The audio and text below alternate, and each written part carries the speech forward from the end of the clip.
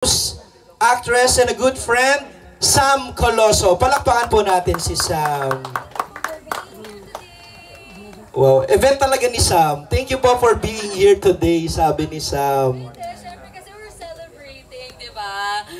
We're celebrating. Kaya, of course, I'm very happy and I'm very honored to be with you guys. Maraming salamat po. Thank you, Sam. Ayan, so habang hinintay natin si Tita Cecil, ayan, suot ko na rin ang aking vest. And in a while, we will formally start or launch the groundbreaking ceremony. And sabi nga ni Mayor, ngayon ay groundbreaking ceremony. Next time ay yung grand opening ceremony naman, di ba? Tapos after that, first year anniversary.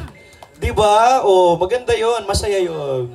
Mabilis lang ang panahon, di ba? Ngayon nakikita natin ang lugar na to na ganito siya, may lupa, madamo pa, pero in a few months, eto na siya, ito yung vision ng ating Morong Raceway Park.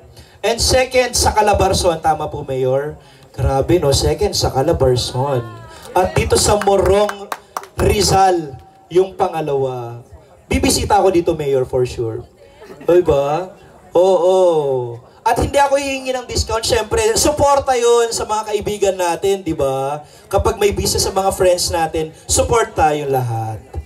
Hello po sa ating mga friends from the press.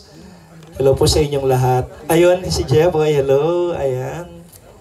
At siyempre, maraming salamat din kay God for a good weather. Di ba? Hindi magiging ganito ka-bright ang ating day if wala tayong good weather. So, thank you so much, God. Yes, for the sunshine. Thank you for rain. Thank you for joy. And thank you for Peace. Galing ni Sam. Galing ni Sam dun sa part na yon. Ayan. Dito lang ako dala. So, meron tayong 1, 2, 3, 4, 5, 6 Okay ako dito. helmets dito at meron pa tayong extra helmets right there. And meron tayong pala, golden pala. Kasi aabot to ng 50 years and more. Diba? Ang ating Morong Raceway Park. Ang ganda ng ang ganda ng architectural design nito. Okay lang. Wow, architect pala ako.